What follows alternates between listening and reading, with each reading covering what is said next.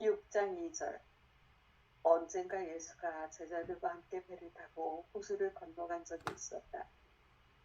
그런데 호수에 폭풍우가 들이닥쳤고 배는 물이 차기 시작하여 거의 가라앉을 지경이 들었다.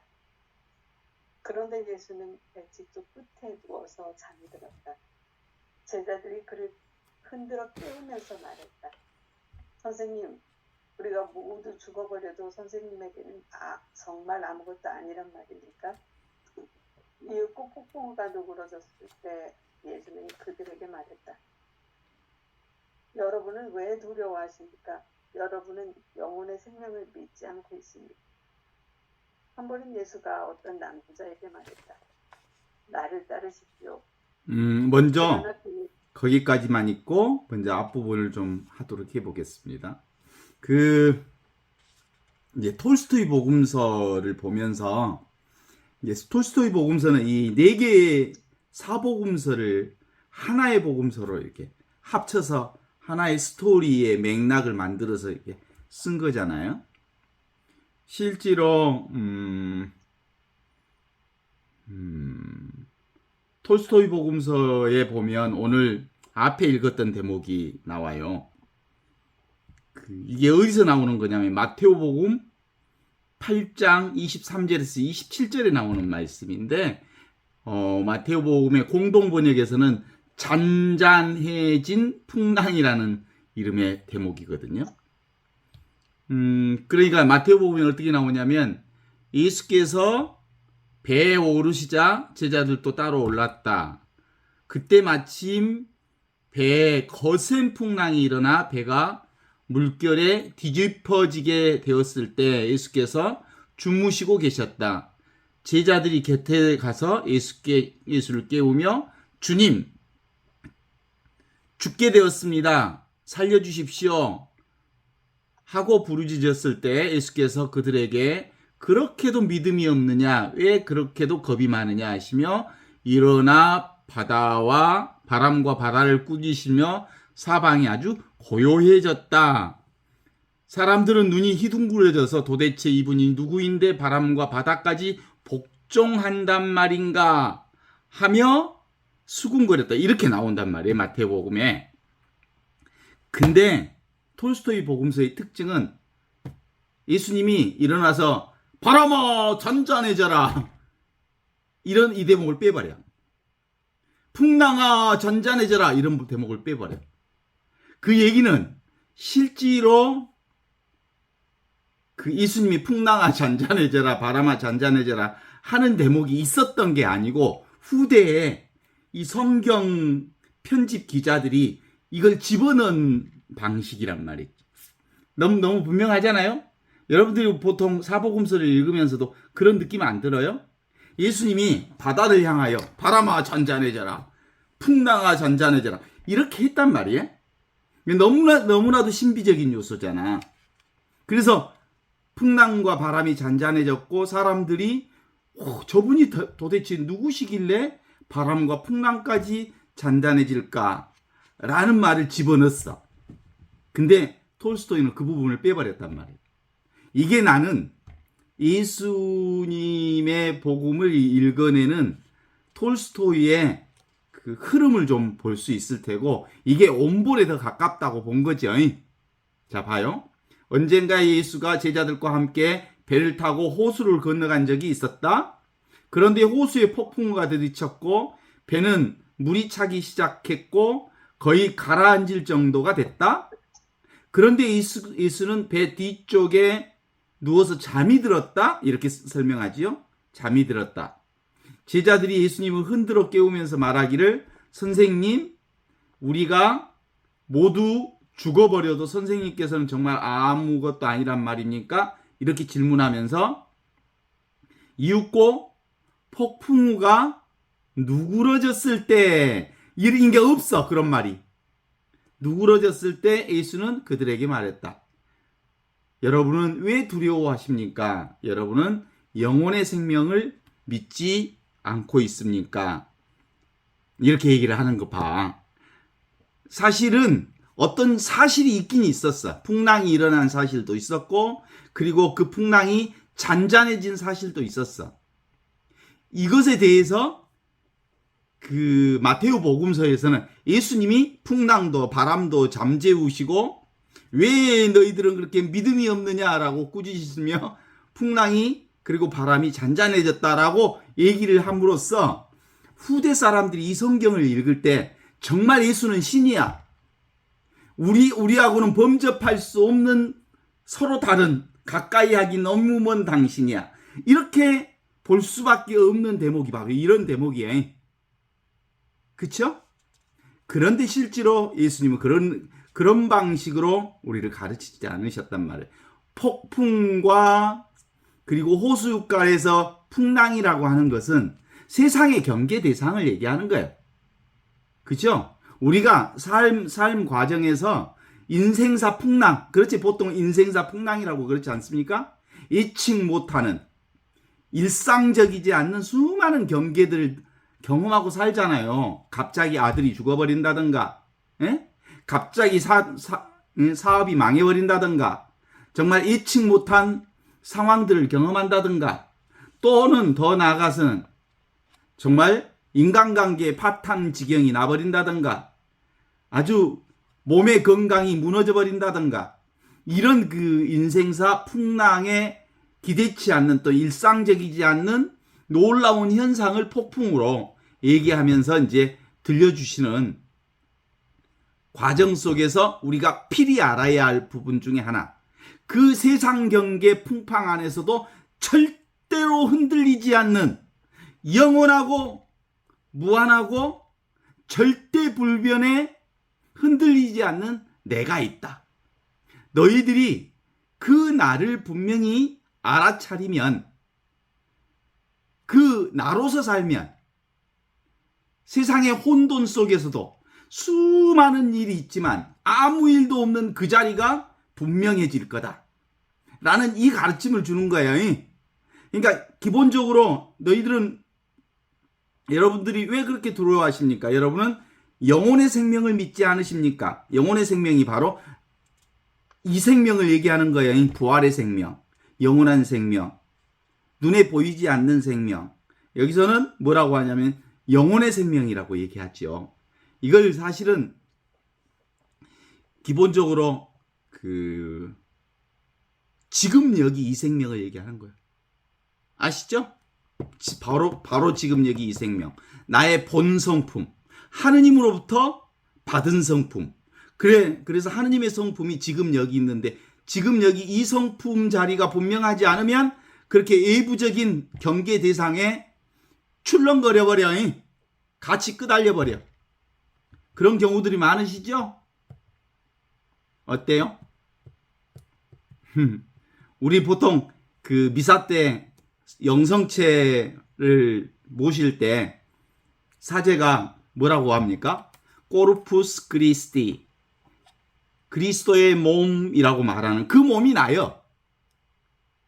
그리스도의 몸은 사실상 무슨 몸이냐면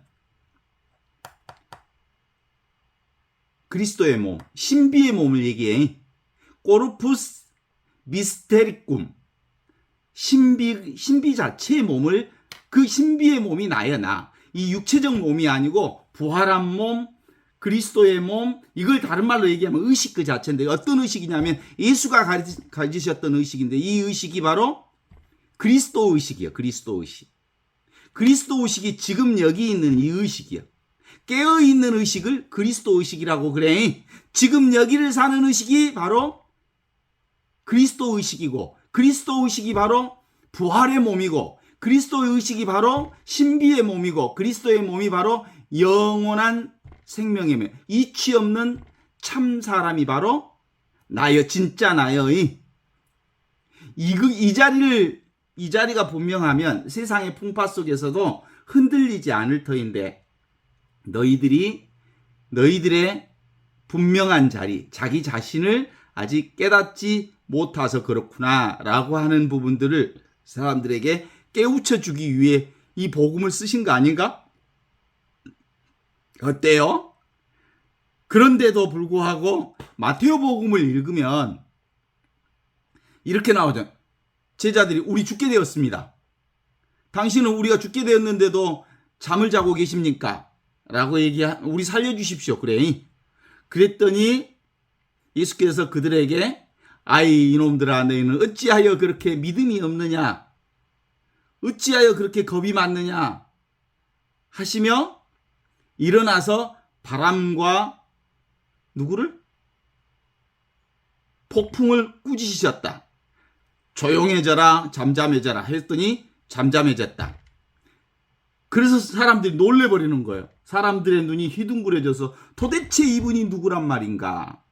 라고 얘기하면서 이 마태오복음 말씀이 틀린 말은 아니요.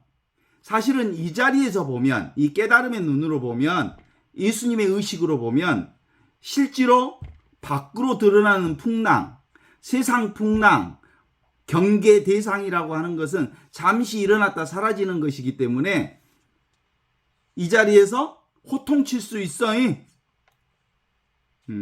호통친다는 말은 내가 주인이다. 풍랑, 세상에 이러저러한 물질, 이런 경계 대상이라고 하는 건 잠시 있다 사라질 거다라고 하는 이게 이제 분명해지는 거지. 그래서 풍랑 속에서도 아무런 많은 일이 있지만 아무 일이 없는 이 체험을 자신이 할 수 있다는 거지. 동의하십니까? 그래요.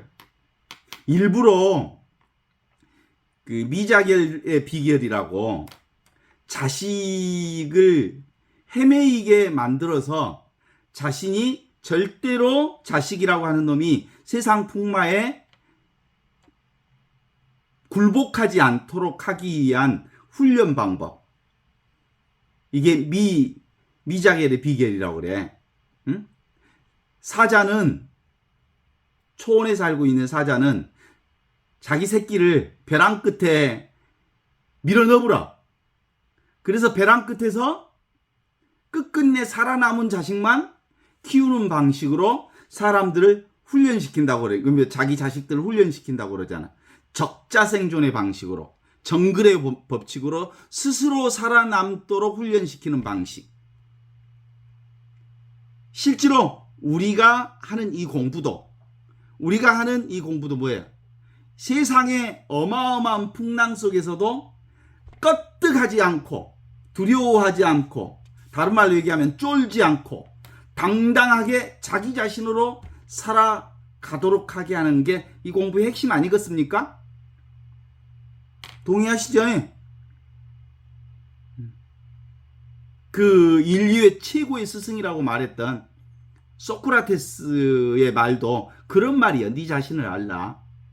당대에 그 소크라테스가 살던 당대의 사람들에 누가 살고 있었냐면 소피스트들이 살고 있었어요. 그 소피스트들은 지혜를 자랑하는 사람들을 소피스트들이라고 그랬거든요. 지식을 자랑하면서 지식 판매상들이에요, 사실은.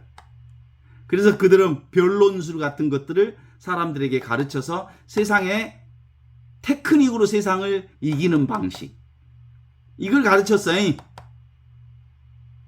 장기술로 세상을 뒤엎는 방식, 세상과 싸우는 방식을 가르쳐줬다면 사실은 예수님은 세상은 원래 없다, 허망한 것이다, 그림자와 같은 거다라는 것을 깨달아 알게 해주시는 방식으로 가르쳐 주셨거든요.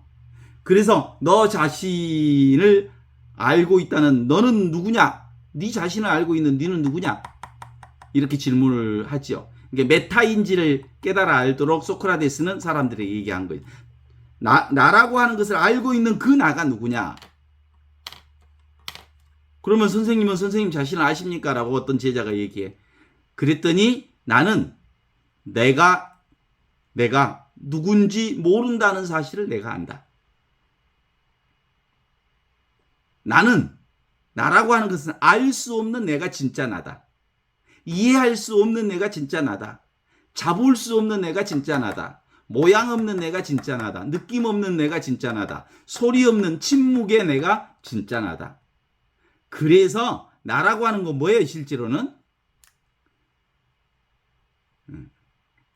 신비의 몸을 나라고 그래. 부활의 몸, 그리스도의 몸, 눈에 보이지 않지만 너무나도 분명하게 있는 몸, 그리스도 의식을 얘기하는 겁니다. 이게 바로 하느님을 알라, 하느님의 본성을 알라, 하느님의 본성이 내 본성과 똑같은 본성이라는 사실을 깨달아 알므로써 세상의 온갖 풍랑과 세상의 온갖 경계 대상으로부터 담담할 수 있는 너 자신으로 살아라. 이 얘기를 하고 싶은 거거든. 그러면 이제 이게 실제로는 예수님의 가르침이잖아. 근데 이제 풍랑을 잔잔하게 명령하시는 예수님으로 알면 우리가 풍랑을 잔잔하게 할 수 있어? 내가? 없잖아. 이 몸으로 에고가 할 수 있는 일이 아니잖아, 풍랑을. 근데 사람들이 이 에고로서 풍랑을 잔잔할 수 없는 나를 알고는 포기해버려. 세상, 그쵸? 그래서 세상에 말려 들어가게 된다는 거지. 그런 점에서 예수님을 우리하고는 다른 존재로 이렇게 또 다르게 볼 수밖에 없는 한계를 지우는 게 사대복음서의 부분이라면 톨스토이는 그래서 그런 부분을 빼버렸단 말이지. 어때요? 느낌이 좀 오지요? 그래서 기본적으로는 나를 아는 거예요. 나를. 진짜 나를. 나로서 살기 위한 공부예요. 진짜 나는 뭐예요? 사실상 그리스도의 몸. 우리 맨날 저기 미사 때 그리스도의 몸, 코르스푸스 그리스티. 그리스도의 몸이란 이 성체, 이 밀떡을 그리스도의 몸이라고 하는 게 아니요. 그 밀떡이라고 하는 그리스도의 몸을 통해서 우리가 보이지 않는 하느님을, 보이지 않는 그리스도의 몸이 나의 몸이라는 것을 받아들이는 거예요. 그리스도의 몸과 나의 몸은 둘이 아니라는 것을 성체를 통해서 일치시키는 거예요. 원래 하나라는 것을 믿음으로 고백하는 게 바로 코르푸스 그리스티, 그리스도의 몸, 그러면 아멘 그러는 거예요. 근데 사람들은 성체 그것만 그리스도의 몸인 줄 알아. 그런 게 오해할 소지들이 좀 있죠. 기본적으로는 나를 깨닫는 거예요. 내가 뭐예요? 하느님의 본성인 그리스도 본성이다. 그리스도 의식이 바로 나다. 그리스도의 신비의 몸이 바로 나다. 그러니까 우리가 보통 교회를 뭐라고 그랬어요? 교회는 거룩하다. 하나다. 하나. 교회는 하나이며 거룩하고 보편되며 사도로부터 이어온 교회다. 이렇게 얘기하잖아. 그러니까 교회가 바로 진리거든요. 교회가 바로 하느님의 몸이거든요. 이 하느님의 몸은, 교회라고 하는 하느님의 몸은 어때요? 하나예요, 하나. 이 하나. 오직 하나예요. 하나이기 때문에 거룩한 거예요. 하나이기 때문에 보편적인 거예요. 모두가 다 있는 것이기 때문에. 그렇기 때문에 그 사도로부터 이어왔다는 말은 이 믿음이, 그리스도 의식이 지금 나에게로 이어져 온 것이 바로 교회이고, 이게 바로 그리스도의 몸이고, 이게 바로 깨달음이라고 하는 거예요. 그런 점에서 기본적으로 이건 누가 가르쳐 주는 게 아니야. 내가 자각하는 거예요. 자각. 성령을 통해. 그래서 우리는 성부와 성자와 성령의 이름으로 아멘이라고 고백하죠.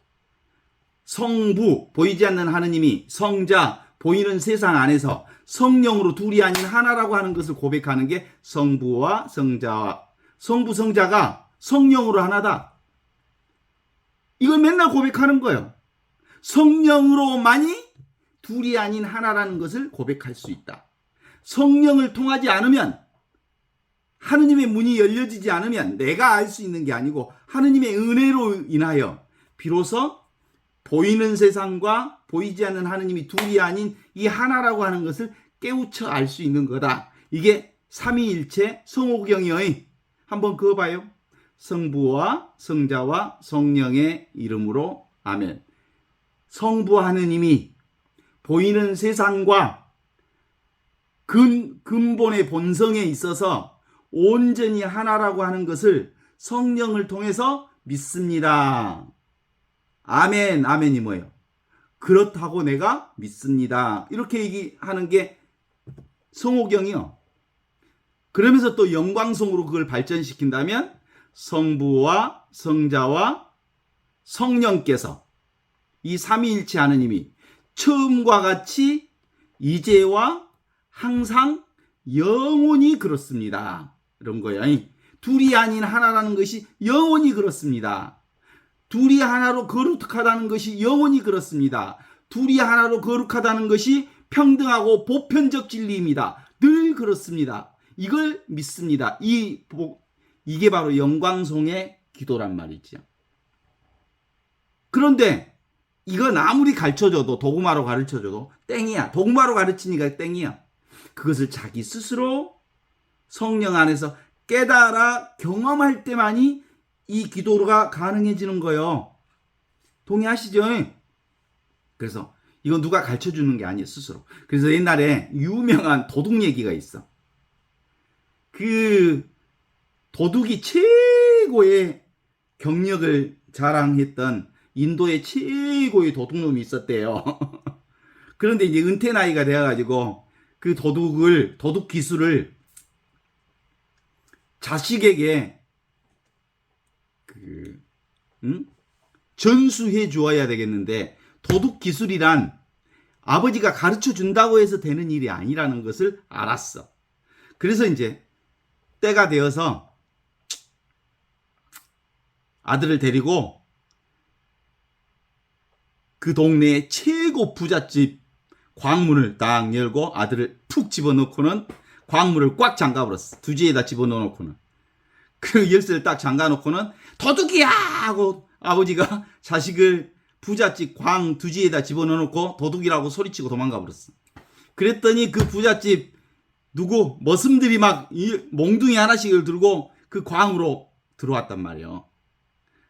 몸에 어쩌거나 세상에 아버지가 인정머리도 없이 나를 광 뒤지에 집어넣어놓고 열쇠 딱 때려 장가불고 가버렸으니 그런데 이제 머슴들이 몽둥이 하나씩 들고 뭐 10명이 치고 들어오니 이거 어떠겠어? 이제 죽을 판이지. 붙잡혀 죽을 수도 없고 이게 이제 이판사판이 된 거예요. 그래서 갑자기 꾀가 났어. 그게 이제 지혜예요. 뒤지 속에서 지소리를 냈어. 찌찌찌찌찌찌찌 지소리를 내니까 이 머슴들이 몽둥이를 들고 뒤지에 무슨 쥐가 있는갑다 하고 이렇게 뒤지 쪽으로 머리를 들고 열쇠를 푸는 거예요. 뒤지에 뭐가 있는가 하고 열쇠를 다 풀 때쯤 여러분이 힘을 빵 치고 뒤지를 치고 나오니까 앞을 내다보고 있던 머슴들이 다 뒤로 자빠져 갖고 그 뒤지를 박차고 일어나서 도망쳐 나온 거예요. 도망쳐 나오니까 또 열댓 명의 머슴들이 쫓아 나올 거 아니야. 열심히 쫓아다니다가 동네에 그 샘이 있어. 우물샘. 우물샘으로 쑥 가더니 돌멩이 하나를 우물에다 뻥 던졌어. 그랬더니 풍덩 소리가 날 거 아니야? 그래 이제 우물 속으로 들어간 것처럼 해놓고는 동네 어기로 해가 살짝 도망가갖고 집으로 왔더니 세상에 아버지는 세상 편하게 TV 연속극 보고 앉아있네. 앉아가네. 너 어떻게 왔냐? 너 어떻게 살아왔냐? 그랬더니 여차해서 이렇게 살아왔습니다. 그렇지. 그런 거다. 도둑이라고 하는 건 현장에서 직접 배우는 거지. 내 말로 가르치는 게 아니다. 이런 거. 실제로 내가 나라는 사실을 아는, 내가 진짜 보물이잖아요. 내가 바로 구원이잖아요. 내가 바로 영원한 생명이고 하느님의 본성을 지닌 나라고 하는 것을 아무리 누가 가르쳐줘도 몰라. 지가 스스로 깨우치지 않으면 알 수가 없는 게 이 공부요. 그죠? 어때?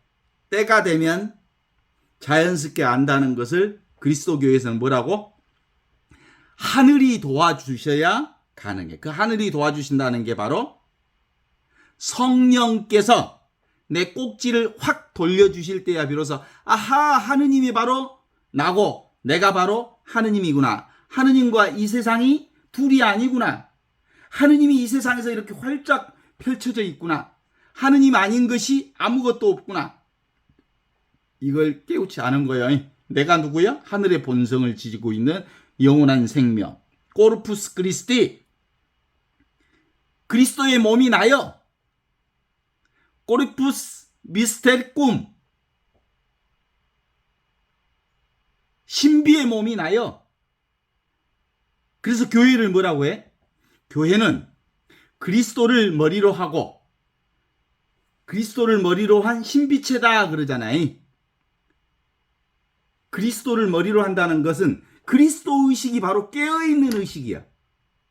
그리스도의 깨어있는 의식이 있을 때 비로소 교회가 존재하는데 그것이 어떻게 존재하냐면 신비체로 존재한다는 거야. 신비체란 유기적으로 존재한다는 거. 우리 몸을 한번 생각해. 몸이 신비체잖아요. 몸에 눈, 코, 귀, 입, 팔, 다리, 오장육부가 다 이 몸에 들어있잖아. 각각의 역할은 다르잖아. 그러나 그 모든 것이 다 뭐예요? 몸이잖아. 그죠? 눈도 몸이고, 입도 몸이고, 코도 몸이고, 팔도 몸이고, 다리도 몸이고, 똥꼬도 몸이고. 서로 역할은 다르잖아요. 입이 그래, 똥꼬한테. 야, 나는 맨날 맛있는 것만 먹어야. 그리고 얼마나 맛있는지 몰라야. 너는 천한 놈이어서 내가 먹은 것 냄새 펄펄 나는 똥냄새 나는 것만 밖으로 내는 역할 하잖아. 그러니까 내가 너보다 귀한 놈이야. 이렇게 말할 수 있지만 그렇게 말해 안 해? 말할 수 없지. 역할은 똥꼬 역할이 따로 있고 입의 역할이 따로 있지만 모두 다 신비한 몸의 역할을 하는 거잖아. 교회가 바로 그런 거야. 내가 바로 그런 거야. 온 세상이 다 하느님의 몸이야. 근데 각각의 역할은 다 달라. 그래서 그리스도의 의식으로서 그리스도를 머리로 한다는 말은 그리스도의 의식으로 사는 게 교회다라는 뜻이고 그 다음에 그 그리스도 의식으로 살면서 우리는 신비체적 경험을 한다. 다 하느님이면서 각각의 역할이 다르다. 나는 이렇게 살고 나무는 저렇게 살고 우리 집 강아지 현조이는 저렇게 사는 거예요. 어메 세상에 내가 요 며칠 집안을 비웠는데도 불구하고 이쁘게 새놈을 가슴에 품고 젖을 주고 그래서 토실토실 키워놓는다니까. 저게 생명이잖아요. 그런데 현존이가 가지고 있는 이 생명이 바로 나의 생명이고 나의 생명이 우주 생명이고 우주 생명이 바로 누구나 함께 공통으로 경험하는 생명이잖아. 우리는 이 공통의 생명 공유 생명이라고 그래. 요즘에 이제 사회 안에서 최고의 가치를 무슨 가치로 여기냐면 공유 가치야말로 정말 생명 가치 중에 최고의 생명 가치다. 그래. 공유 가치를 그게 중요해. 내 것 하지 않는다는 거지. 진짜 나는 공유 생명이라는 거지. 진짜 나는 공유 의식, 그리스도 의식이라는 거고 보이지 않는 하느님의 몸이라는 거죠. 영혼의 몸, 신비의 몸. 그리스도 의식, 그리스도의 몸. 앞으로 미사 때마다 그리스도의 몸 하면 성체를 말하는 게 아니고 그리스도 의식으로 사는 깨어있는 나를 받아들이는 거예요. 내가 바로 그리스도 의식이다 라는 것을 받아들이는 게 성체를 영하는 의식이요. 성체만 그리스도의 몸이 아니고 내가 바로 그리스도의 몸이다 라는 걸 얘기하는 게요. 그건 교리로 가르치니까 사람들이 몰라. 그건 가르쳐줘서 교리로 도구마로 배운다고 해서 아는 게 아니요. 성령을 통해서 꼭지가 돌아가야 비로소 그걸 깨달아 아는 거지. 부활의 몸을 얘기하는 거예요. 부활의 몸. 부활의 몸이 바로 위치 없는 참사람의 몸이에요. 위치가 없어.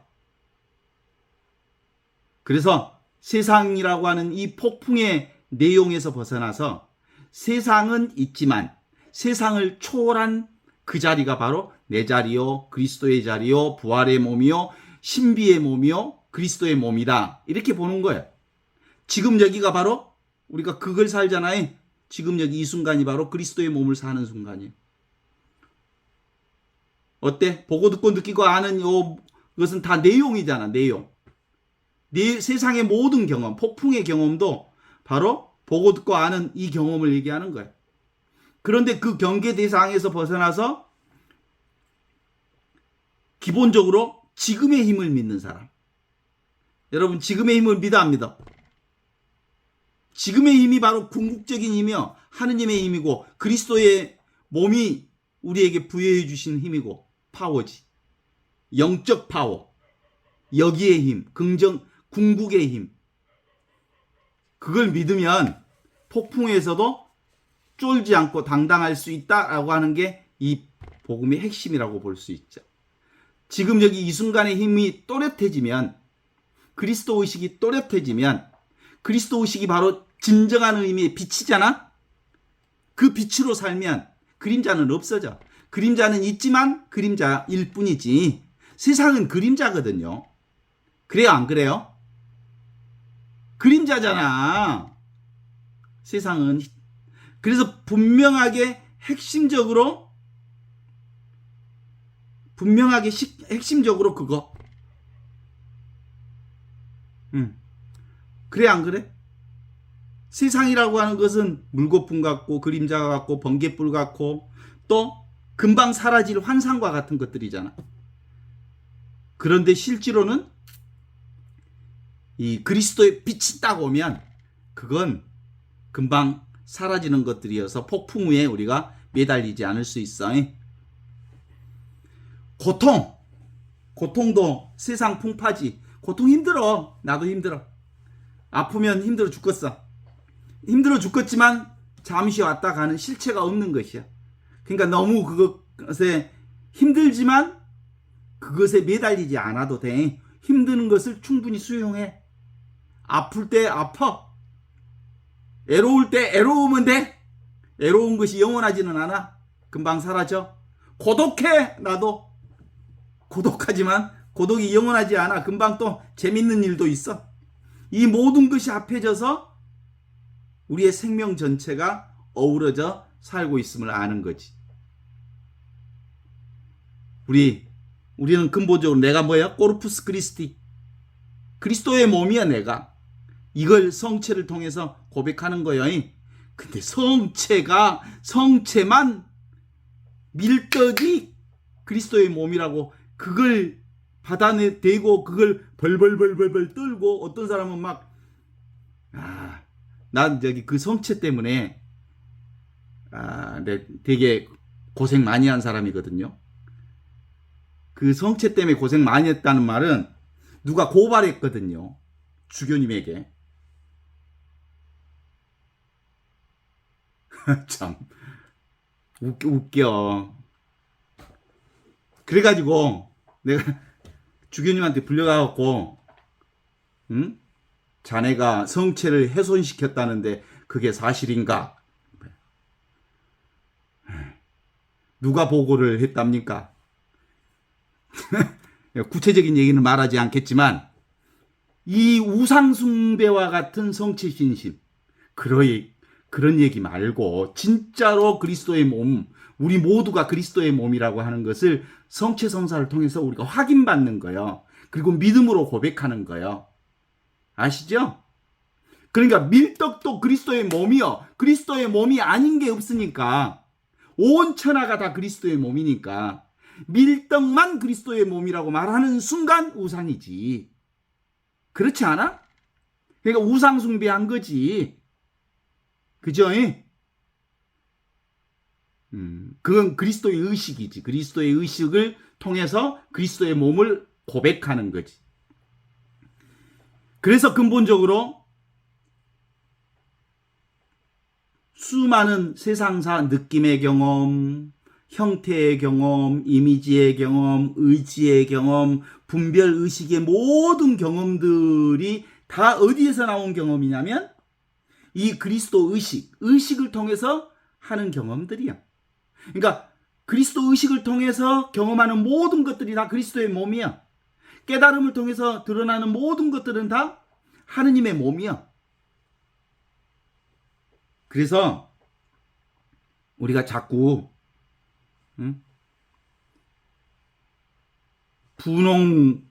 분홍색 코끼리는 생각하지 마시오.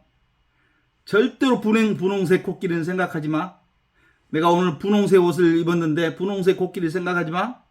그러면 하지마 하면 계속 진짜 머릿속으로 분홍색 코끼리만 보는 것마다 분홍색 코끼리로 보여. 생각하지 마시오. 그러면 100% 생각하게 돼 있어. 생각은 사실상 에고가 만든 세상이야. 생각이 만든 세상이야. 그래서 에고라고 하는 놈은, 이 에고라고 하는 건 사실 누구냐면 어머니야, 어머니. 무슨 어머니냐면 세상의 어머니야. 세상을 출산하는 어머니야. 모든 것은 이 에고라고 하는 어머니가 생각을 통해서 만들어낸 세상이 바로 우리가 보는 세상인데, 그 세상은 바로 그림자와 같은 거예요. 진짜는 뭐예요? 이 코르푸스 크리스티, 의식 그 자체, 그리스도의 의식이 이 세상의 진짜 나다. 이 세상은 나의 표현이다. 이렇게 볼 수 있죠. 그래서 내 본성을 표현하는 세상에는 나의 역할 연기를 하는 그림자들이 참 많아이. 뭐라고 할까? 세상에 살다 보면 미운 사람도 생기잖아요. 미운 사람이 누구야 알고 보면 나의 그림자예요. 내 그림자 맞아 안 맞아? 역할 연기를 하는 거예요. 어떤 의미로 보면 지금 이 정부의, 윤석열 정부의 맨날 요즘에 TV나 유튜브를 틀면 뭐만 나오냐면 김건희, 윤석열만 맨날 나와. 그것이 한편으로는 진짜 보기 싫어. 보기 싫은데 우리의 이 신앙으로 보면, 그리스도 의식으로 보면 나를 드러내고 있는 사람들이 역할 연기를 하고 있는 거예요. 그러니까 언젠가 그 역할 연기를 그만두겠지만 그들을 통해서, 그 두 부부를 통해서 뭘 보냐면 나를 보고 우리를 보는 거야. 반면 교사여, 야, 우리가 만들어낸 저 괴물들이었구나라는 것을 깨우쳐 알게 해주는, 그들은 알고 보면 어느 순간인가 사라질 인물들이지만 그들이 말하는 것은, 그들이 얘기하는 것은 너희들 안에 이런 괴물들이 있다, 나 같은 괴물들이 있다라는 것을 보여주는, 역할 연기를 해주는 사람들이라고 볼 수 있어. 그 부부를 통해서 우리 인간의 얼마나 포악하고 인간의 그 욕망 구도를 적나라하게 보잖아. 세상의 욕망을 적나라하게 보잖아. 나의 욕망을 적나라하게 보게 해주는 그림자요, 물거품이요, 꿈이요, 환상이요, 반딧불 같은 것들이요. 그제? 그래서 한편으로는 참말로 그지 같은 역할 아니라고 고생 꽤나 한다, 니기들. 나를 드러내 보여주시기 위해서 참말로 고생한다. 이렇게 말할 수도 있지.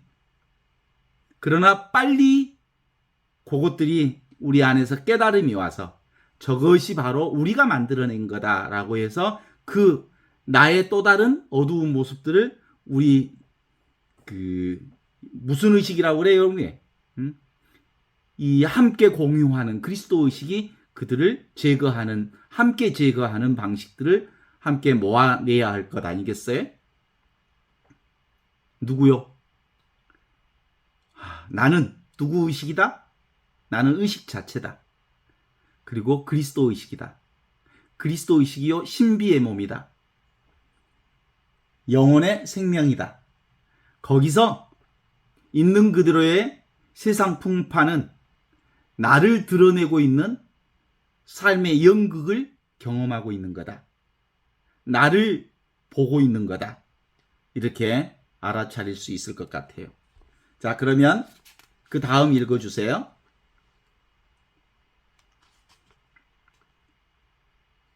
한 번은 예수가 어떤 남자에게 말했다. 나를 따르십시오. 그러나 그 남자는 대답했다. 제게 늙으신 아버지가 계십니다. 그분이 돌아가신 뒤 제가 아버지를 묻고 그런 다음에 당신을 따라가겠습니다. 예수가 그에게 말했다.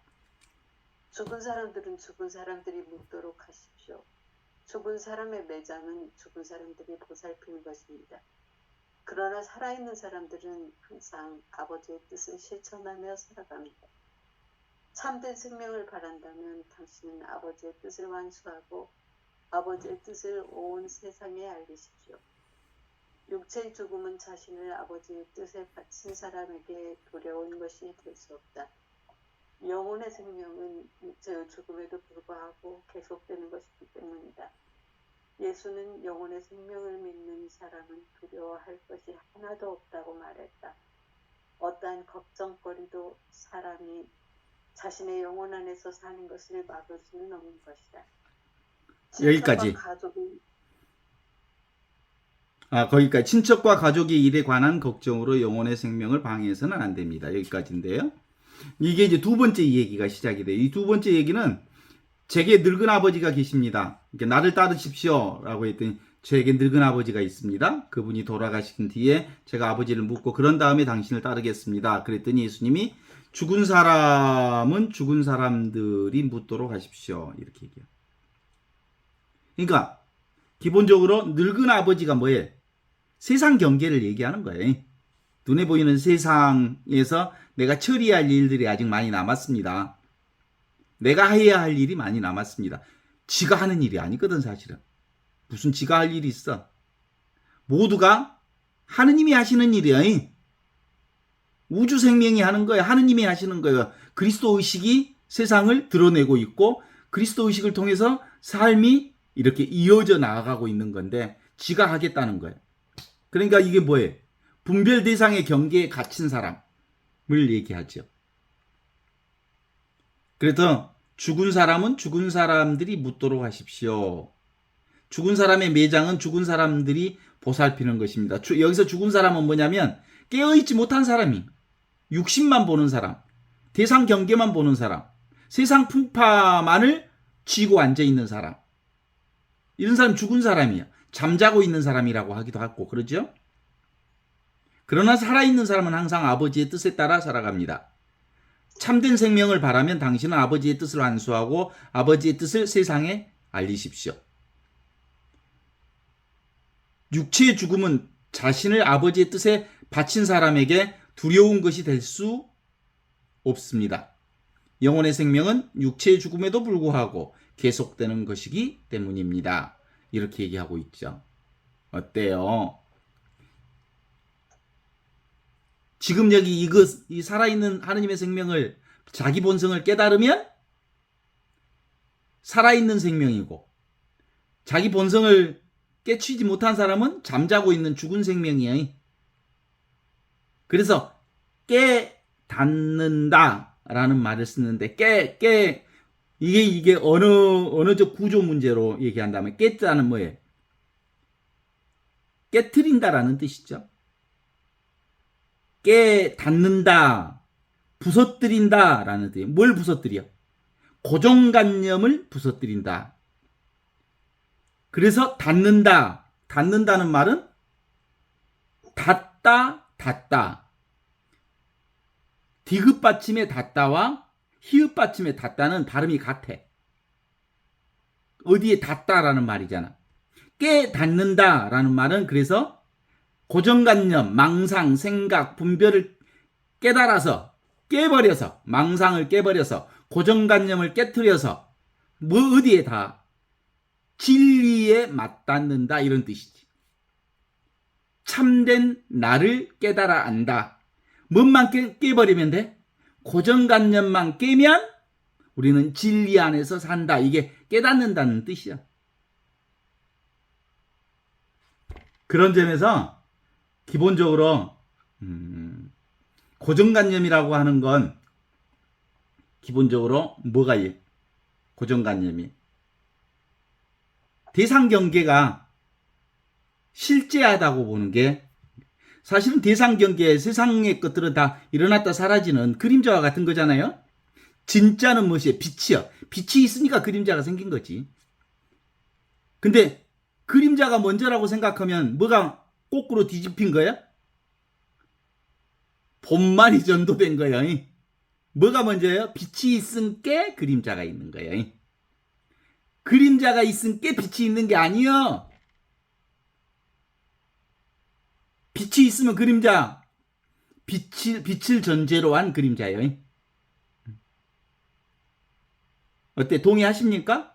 그래서 사람들은 전도몽상, 꿈꾸고 있다. 세상이 전부인 줄 알고 그거 붙들고 있다. 이런 얘기를 하는 거죠. 나는 부처님 얘기 아주 좋은 얘기가 있더라고. 부처님이 아들 죽고 미쳐버린 미친 여자가 하나 찾아왔어. 사람이 자기 아들 죽으면 미쳐불잖아. 에? 그래가지고 아들 죽고 미친 여자가 미쳐버린 여자지 미친 여자가 아니고 미쳐버린 여자가 부처님을 찾아와서 부처님 제 아들이 죽었습니다. 제 아들을 살려주십시오. 그랬더니 부처님이 뭐라 했냐면 좋다 그러면 내가 지시한 것을 가져오면 내가 네 아들을 살려주겠다 그랬어.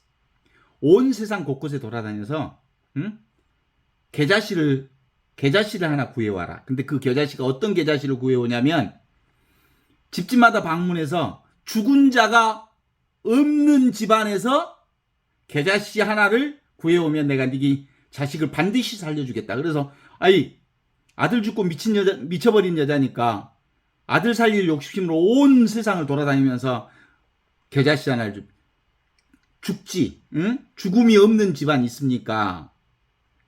이 사람아 어디가 죽은 집안 죽지 않는 집안이 어디가 있단가. 온 여기저기를 돌아다니면서 도무지 그런 집안이 없습니다. 그렇게 돌아다니면서 어쨌겠어? 이제 그 여자가 정신을 차렸겠죠. 죽는다는 나는 지금 아들 죽어서 미쳐버렸지만 미친 것 같겠지만 사실은 온 세상 사람들을 돌아다녀 봤더니 집집마다 안 죽은 사람들이 없다. 안 죽는다는 것은 도무지 있을 수 없는 일이구나라는 것을 이제 여기저기 돌아다니면서 제정신을 차린 거야. 죽는다는 건 너무 당연한 일이다. 그러면서 아직 자식 죽은 것을 이제 수용하게 되고 받아들이게 되고 그리고 그 현실을 내가 이제 직시하게 된 거죠. 그러면서 그 여자 이름이 까시고탐이라는 여자예요. 까시고탐이라는 여자가 출가해서 깨달음을 얻었더라라는 얘기가 나와. 근본적으로 그런 거 아니겠습니까?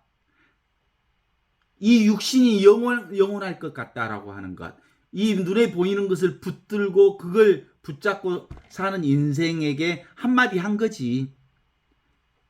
이 눈에 보이는 것은 왔다 사라지는 환상과 같은 그림자일 뿐이라는 것을 아자타는. 그게 뭐예요?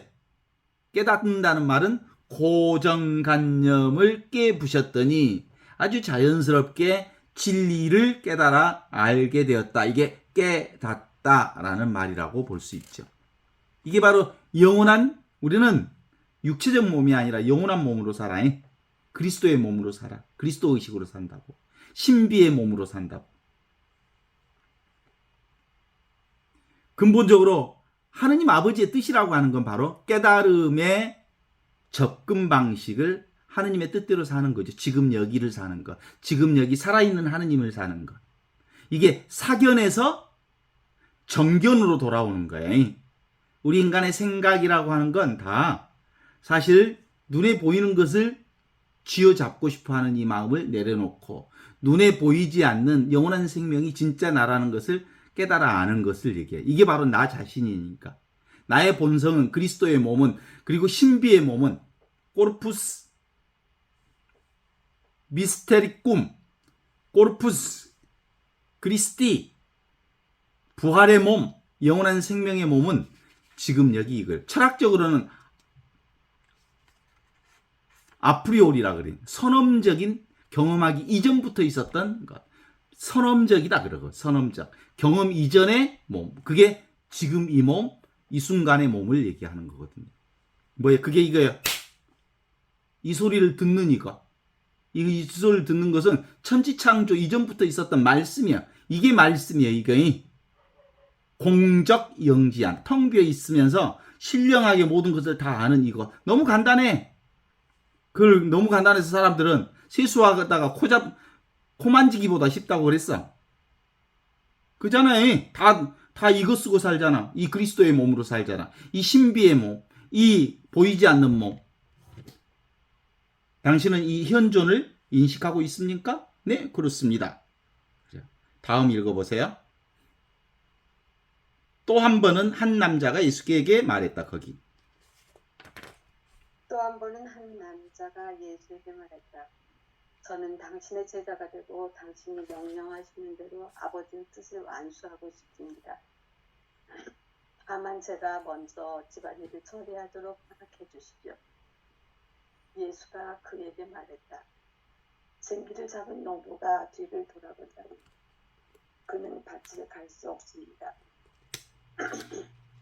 뒤를 돌아보지 않을 수 없는 이유가 아무리 많다 해도 뒤를 돌아보고 있는 한 당신은 밭가래가 불가능합니다.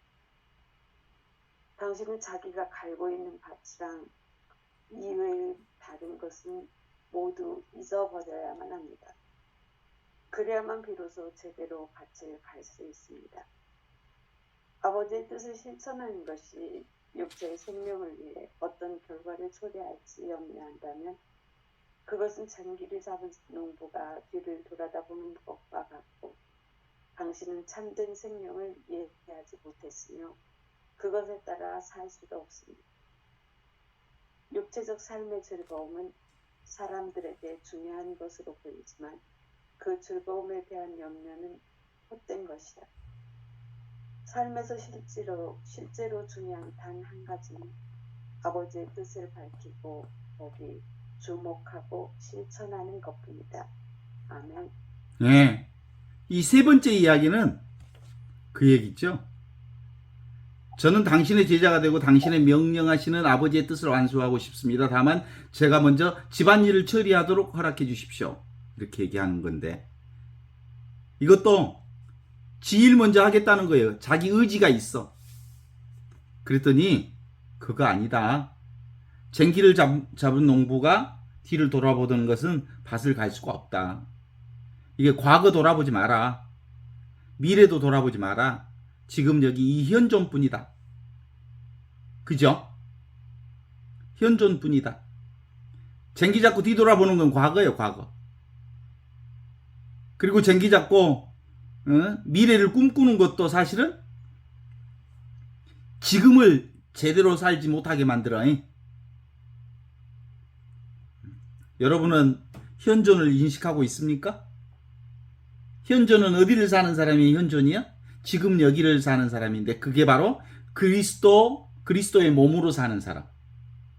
코르푸스 크리스티, 그리스도의 몸, 신비의 몸을 사는 사람, 부활의 몸을 사는 사람, 영원한 생명을 사는 사람. 이게 바로 지금 여기를 사는 사람. 위치 없는 참 사람이 그래요. 그래서 이 나라고 하는 것은 비개념적인 거잖아요. 언어로 표현될 수 없는 이걸. 그래서 자각하는 이것을 주목하라 라고 말할 수 있죠. 그래서 근본적으로 우리의 삶 전체는 이것으로 살아 이거. 그래서 즉시 현급 사자성어로 즉시 바로 즉시 현금 현재 이걸 갱무시절이라고 그래. 다시는 다시 시절이 없는 것. 갱무시절. 사자성어로. 바로 지금 이것을 갱무시절. 즉시 현금. 곧바로 이것. 이렇게 생생하게 살아있는 이것. 우리가 이 현존을 살기에 노력할 이유가 있을까? 1도 없어. 노력할 필요가 1도 없어. 어떻게 하면 돼? 그냥 살면 돼. 그냥 산다는 말은 뭔 말이야? 그냥 산다는 말은 사실상 그리스도의 몸으로 나라고 하는 게 실체하지 않다. 내가 사실 잡을 수 있는 내가 아니다. 그러나 모든 이 부활의 몸으로, 신비의 몸으로 나 아닌 게 없다는 사실을 깨달아 알면서 사는 것을 얘기하는 거예요. 이 육신으로부터 벗어나오는 거예요. 개체 의식에서부터 빠져나오는 거예요. 그리스도의 의식. 그래서 자기 쟁기를 잡고 뒤를 돌아보는 자는 나의 제자가 될 수 없다.